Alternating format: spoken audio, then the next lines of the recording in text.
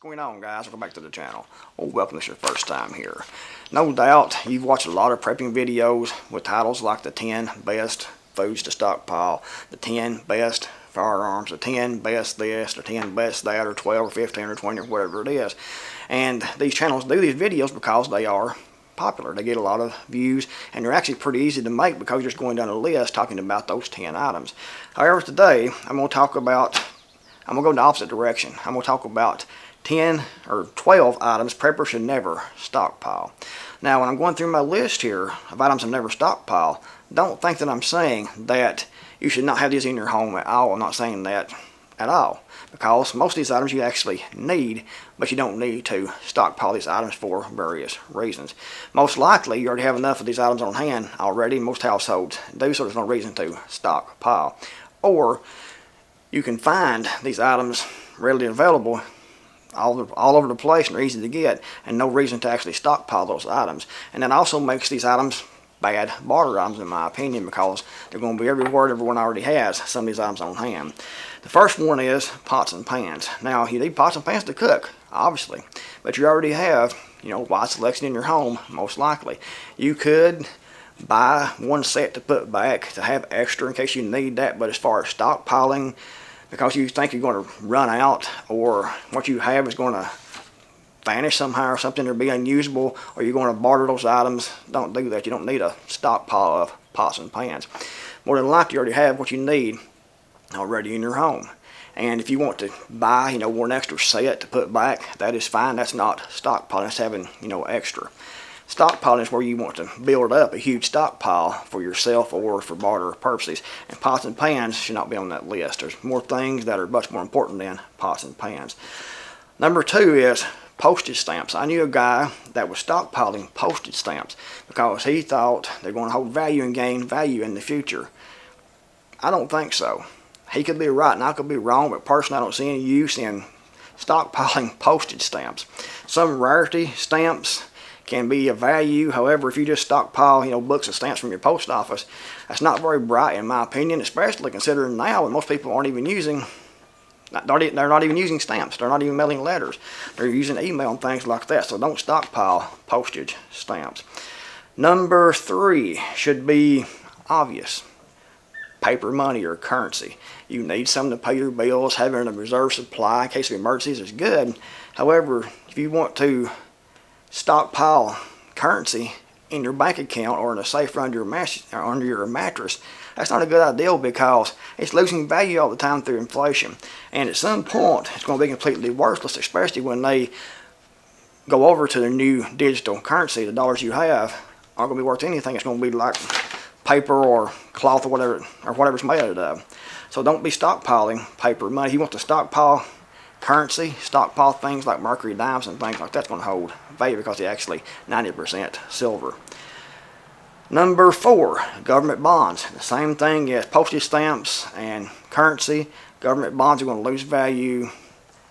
It's going to be just like this piece of paper, pretty much worthless. Just a paper and what's written on it is all you're going to have because those bonds are going to be trash. So don't stockpile bonds. Don't buy bonds. Don't stockpile bonds. Number 5, designer clothing. A lot of people do this, especially females. They like to have these nice name brand clothing because they want to show out in front of their friends and things like that a lot of times. You can have a good suit, a good dress, or whatever you go to church in, but as far as stockpiling these things and they're going to hold value and you're going to need these, you don't. You actually need things like good quality jeans, work boots, and socks and things like that. But even that, I don't think you should stockpile, a whole lot of those. If you want to buy extra boots for each member in your family, that's great.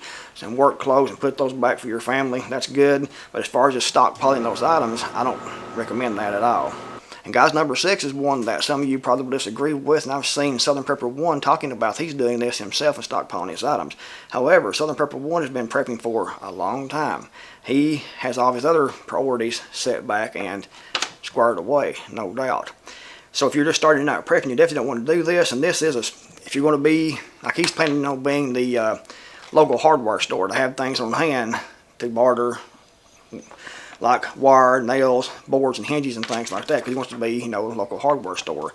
I don't suggest that the most typical preppers be stockpiling things like wire, nails, boards, hinges, and things like that. You can have, some nails put back, that's good. You can have some wire put back, that's good. Some hinges and things to replace something that might happen in your home. But as far as just stockpiling things up, he has huge stockpiles of all kinds of bolts, nuts, washers, nails, all kinds of hardware, because he's going to be a hardware store. That's his plan. However, you can have that same plan also. However, for most people, that's not a good idea, because most people don't have their other priorities squared away. So don't focus on, wire, nails, bolts, and nuts, and taps, and things like that. Number 7, car parts. That's another thing that some people want us been stockpiling this. Car parts from watching his videos is what he said. And that's not really, in my opinion, a good idea, because it's expensive. You don't know what's going to break. And who knows, you could put thousands of dollars in car parts and things for your vehicle, and then something breaks that you didn't even put back, didn't stockpile. So I don't suggest car parts. If you want to put back some things like, a couple of belts, some hoses and things like that, like your radiator hoses and things to put back, extra set of tires, that's good, but don't stockpile these things. Just like all these other items here, they're good to have, but as far as wanting to stockpile, a huge building full of car parts, trying to stockpile parts for everyone's car in the community because you're going to be an auto parts store or something like that, it's not a good idea in my opinion, especially for most people. It might be applicable to some very few preppers, but the vast majority, in my opinion, it's not. And guys, number 8, movies and video games. Again, these will be everywhere, no doubt. You probably have a lot already on hand. If you have something like a generator or a battery power bank or something like that to hook a TV up, to hook a DVD player up, you can watch movies. But they're going to be plentiful. You can find these anywhere. If you have some on hand, you can watch those. You can probably trade with your neighbor for one you haven't seen. I don't suggest, stockpiling a lot of these and thinking you're going to barter with these things and things like that, because it's not needed. Other things are more important than stockpiling movies and video games. Like I said, if you have some on hand, most people do. Your neighbors probably do. Their neighbors do. When you watch yours, you can trade it to someone else who hasn't seen yours and you haven't seen theirs, and get something new if that's what you want to do. But I don't suggest putting money in stockpiling those. And guys, number 9 is bottled water. A lot of people will say, what? Don't stockpile bottled water? You can, but as far as having a whole bunch of that on hand, it's going to be a pain in the ass to rotate through that all the time, and that plastic breaks down pretty quickly actually, and it's not a leak and things like that. So stockpiling bottled water, is it good? If you want to stockpile water, and you should, you need to stockpile that in good strong containers. It's going to hold up for storage, over 6 months, a year, or even more. Bottled water, it's kind of iffy. It's heavy, it's hard to stockpile, and the main issue with bottled water is the container that it comes in. It's plastic, it's thin plastic, and it breaks down quite quickly. It starts leaking, can make a mess. If you're going to have, maybe 10 cases of bottled water, that's fine, but you want to rotate those on a first in, first out basis. But having a whole lot of bottled water on hand isn't recommended in my opinion. Having a lot of water on hand is, but you want to have it in proper storage containers. But bottled water is easy. People get that because you can buy it at the store, it's already bottled up, and put that back. It's simple and it's easy, so people do that. And like I said, if you want to have like 10 cases of bottled water and rotate those, that's good, but you don't want to have a whole room full of bottled water, because it's going to break down, it's going to leak and cause problems in the future. So you want to have your water stored in good strong containers. It's going to hold up over time. That's made for water storage. And guys, number 10 is blankets and bedding. You have these in your home already. You have sheets, you have pillowcases, you have blankets, and more than likely you have several different sets. If you want to put a set back, maybe 2 sets back for your own personal use, that's good. But if you're one of these people who wants to stockpile these things, have a whole closet full of different bedding, blankets, and sheets and pillowcases and things like that, it's not recommended, because a lot of storage space, you already have pretty much what you need right now. I would suggest, if you're going to put anything back, to put back a good cold weather sleeping bag for each member of your family, instead of extra bedding and things like quilts and sheets. Get a good quality cold weather sleeping bag to put back. One for each member of your family or your group. And guys, number 11 is baby diapers. Now I know you're going to be saying, what? No baby diapers? I'm talking about the disposable baby diapers. Those are expensive, take up a lot of space. and babies grow quite quickly. And I suggest instead of stockpiling, the typical disposable baby diapers, you use the cloth diapers because they can be used over and over again. You can wash those out. I know people don't like to wash out poop and pee and things like that from their babies. They want to get a disposable diaper and take it off and wrap that up and put it in the trash and get a new one.